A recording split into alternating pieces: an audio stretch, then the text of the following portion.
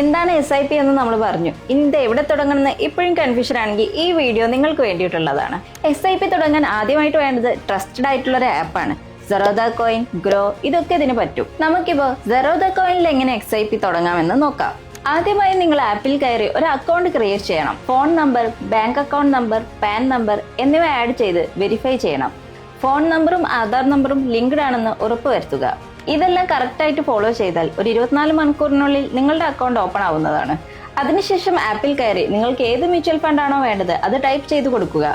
For example Nippon Nifty 50 index എന്ന് type ചെയ്താൽ നിങ്ങൾക്ക് ആ ഫണ്ടിന്റെ ഡീറ്റെയിൽസ് അവിടെ കാണാവുന്നതാണ്. ഇനി ജസ്റ്റ് ഇതൊന്ന് ക്ലിക്ക് ചെയ്ത് ബാക്കിയുള്ള പ്രൊസീജിയേഴ്സിലേക്ക് കടക്കാം. ഇനി ഇവിടെ താഴെ SIP ഓപ്ഷൻ ക്ലിക്ക് ചെയ്ത് നിങ്ങളുടെ ബാങ്കിലേക്ക് ഒരു മാൻഡേറ്റ് ഉണ്ടാക്കണം. നിങ്ങളുടെ അക്കൗണ്ടിൽ നിന്നും SIP എമൗണ്ട് വിത്ഡ്രോ ചെയ്യാനുള്ള പെർമിഷൻ ആണിത്. ഇനി നിങ്ങൾ ഇൻവെസ്റ്റ് ചെയ്യാൻ ഉദ്ദേശിക്കുന്ന എമൗണ്ട് എത്രയാണെന്ന് കൊടുക്കുക. നിങ്ങൾ ഇൻവെസ്റ്റ്മെന്റ് പ്ലാൻ ചെയ്യുന്നത് മന്ത്ലി ആണോ അതോ വീക്ക്ലി ആണെന്ന് സ്പെസിഫൈ ചെയ്യുക.